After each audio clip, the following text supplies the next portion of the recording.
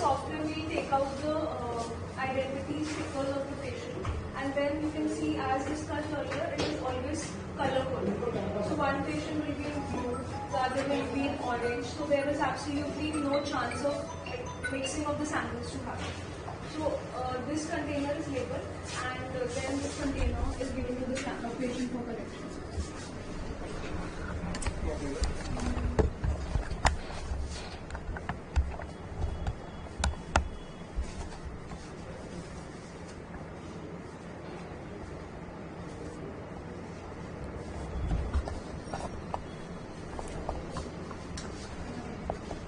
So at all times, the container, the pipettes, as you can see, and any consumable related to the patient is marked in a color that is exclusive for the patient.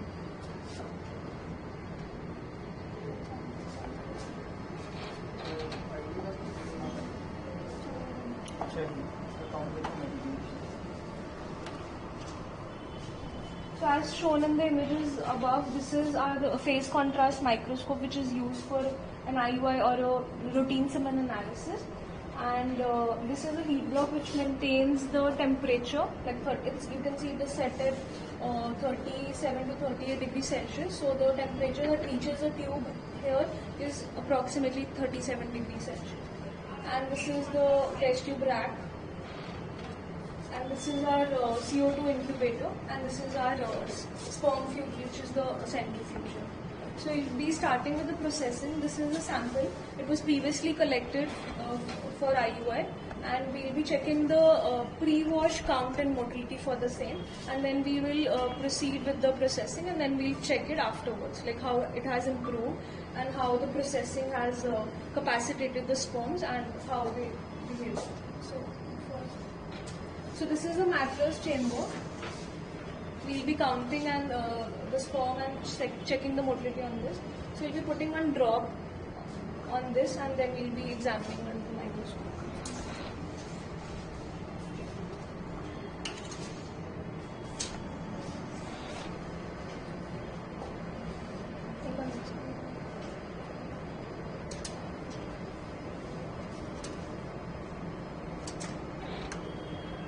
So for the macroscopic, as I have already discussed, we check the volume.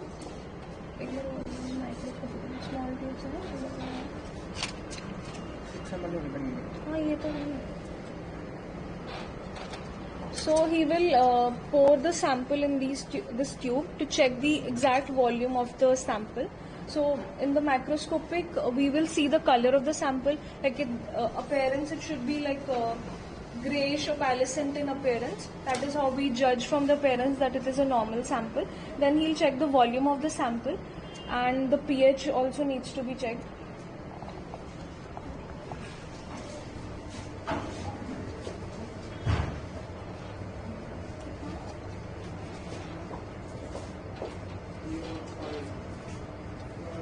This is almost like 3.5 ml.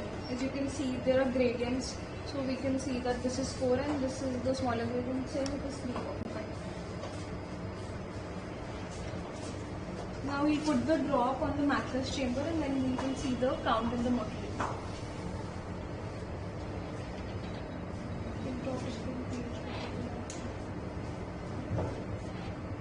So pH of the normal semen sample is near about 7.2 to 7.5. So we have these pH strips, and we put one drop on the pH paper, and then he will see.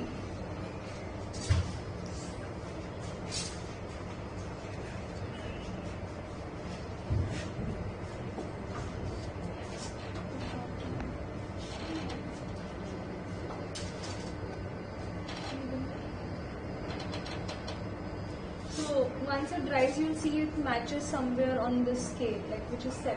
So it's a normal sample.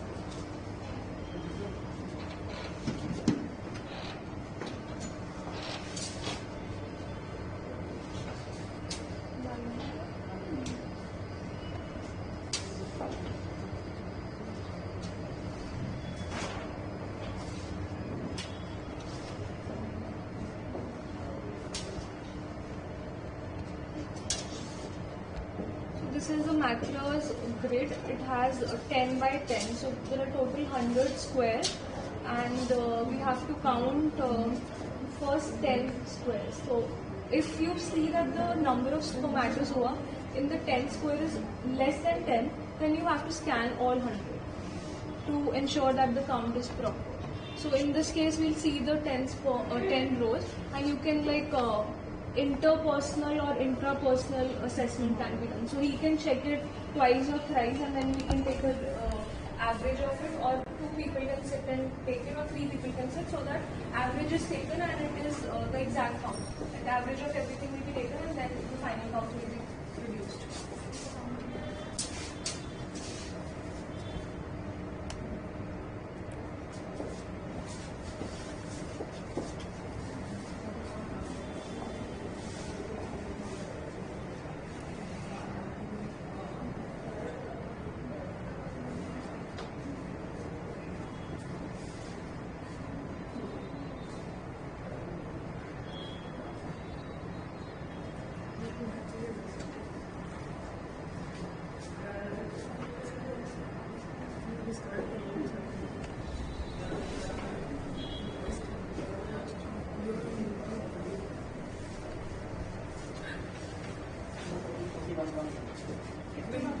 41. 41. And how many? 60 total, 41 total. So basically it's just Yes. So as Dr. Sonman had given us the nomenclature, so the count is more, but you can see the sperms are less motile. So this is more of an asthenospermic sample. And then we'll proceed with the processing of the sample.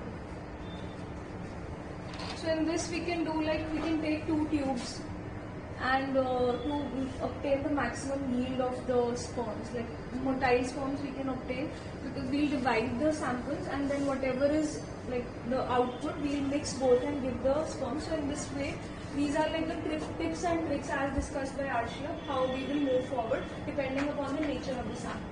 So once we see the macroscopic and microscopic, now you understand what kind of a sample this is. So now you will decide what technique to move forward with.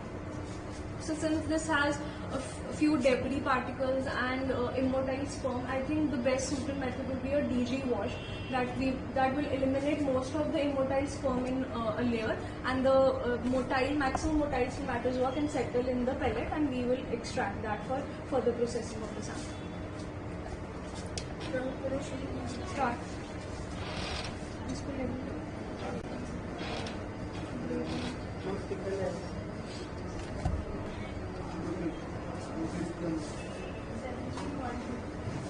So these are the gradients that we have already prepared.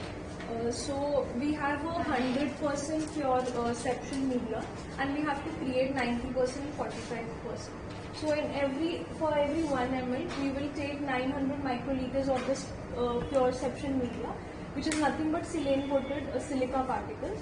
And then for the 45, we will take 450 microliter, and the remaining is for the remaining volume, we'll add sperm wash media.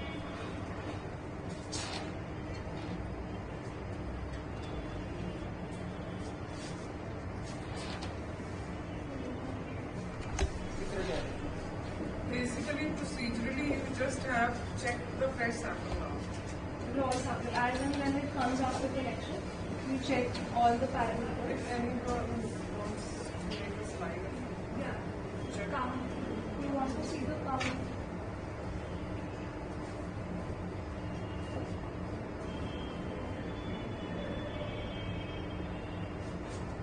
You can vary the densities also. It's not like fixed that you have to maintain 19.5. If you see agglutination or other conditions, you can change the densities. Like 80, 40, as she had already told in the presentation.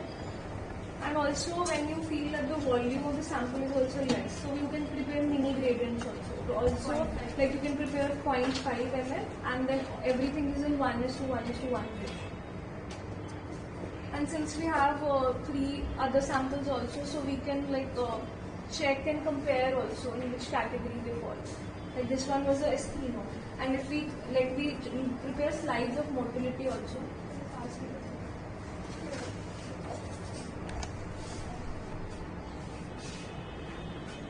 So this one was already prepared. So before proceeding, you check this also, like what is the morphology of the IUI sample that has come to us.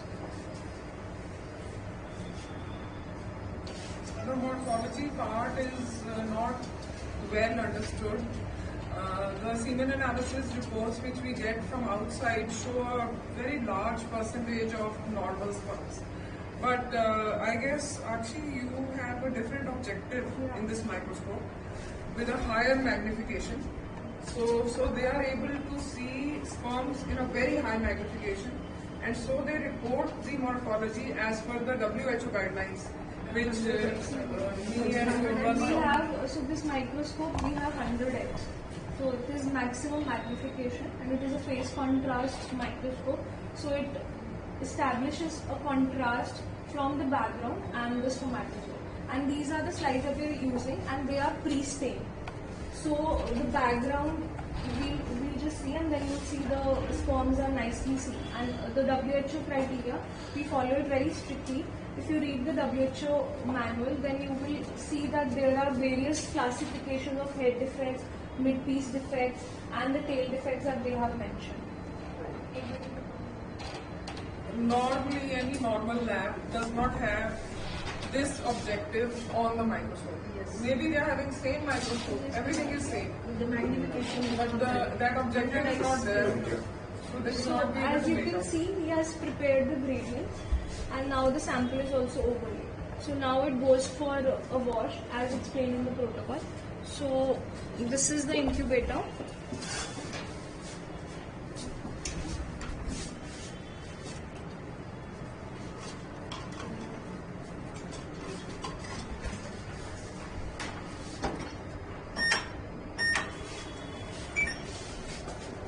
So you are going to centrifuge this sample for For 10 to 15 minutes. something So you morphology. you can, meanwhile we'll see the slides for the morphology. So you can see that the sperms get stained here. So this is the head. 100 times? Yeah, it's oil emulsion 100x.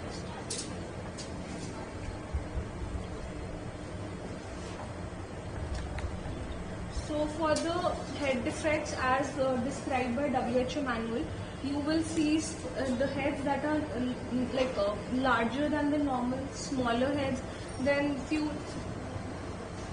See, this is a very pointed. So this is a category of a tapering head. So this cannot be normal.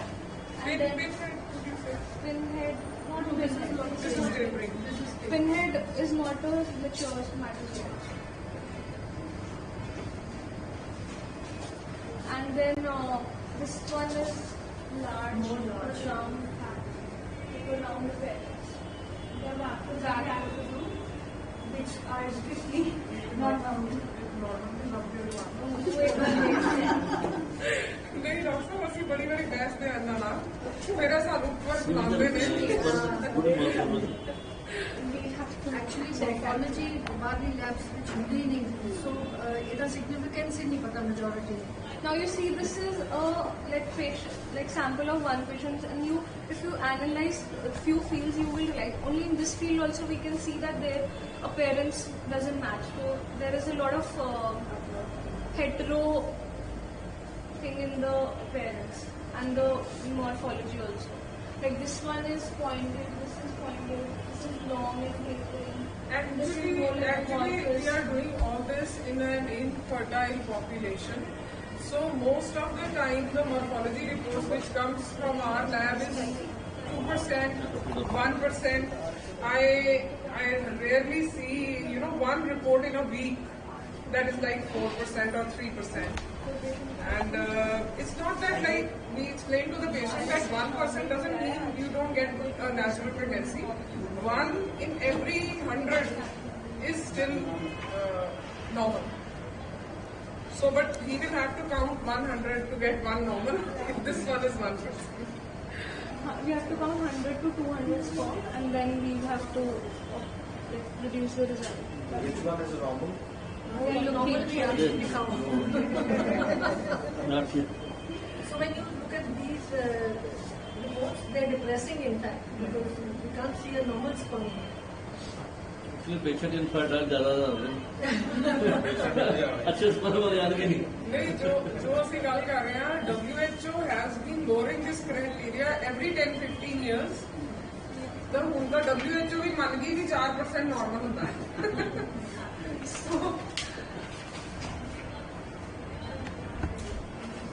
So this looks a bit Like, normal. yeah, This this appearance is slightly normal, but then you can see for the vacuoles, you can see there are 2 vacuoles. So ਜ਼ਿਆਦਾ ਤਾਂ the vacuole shouldn't occupy more than 20% of your abdomen area. This we can ignore 1 or 2 minute vacuoles, but not such big ones.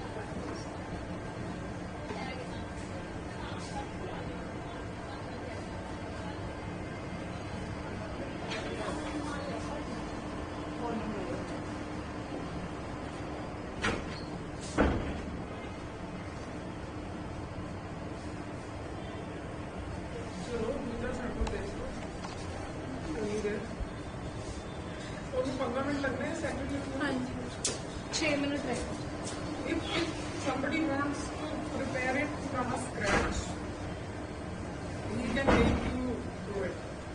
So that is the purpose of this workshop.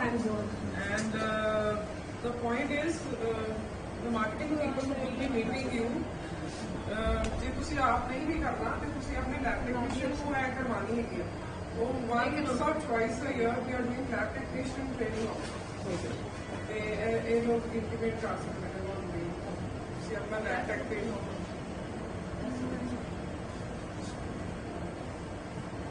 whenever they get about 5 to 7 requests they can do this.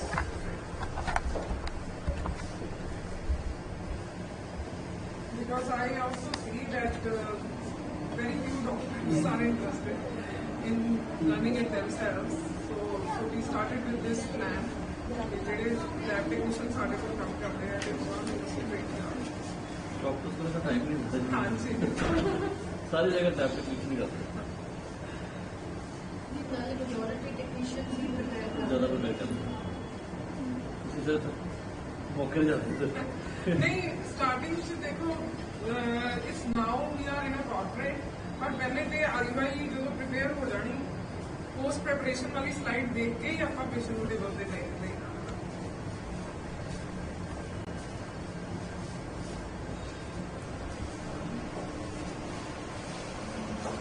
beside, like alongside the head defects, there will be mid-piece defects also. Like from this part, what we wear, so the things like that. And then there is one defect called cytoplasmic droplet. So in the like beside this, you can see a droplet like a pear.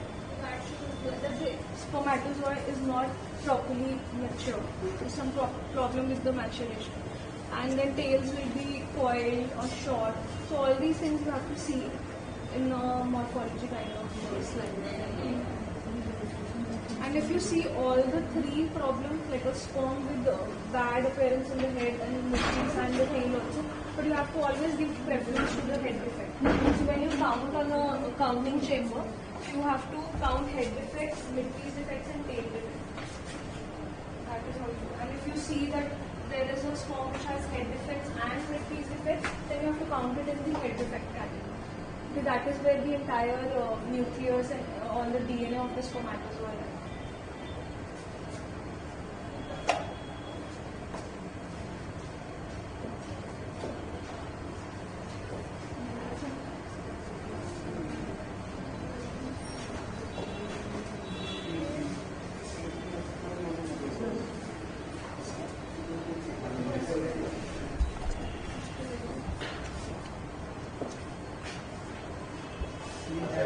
Número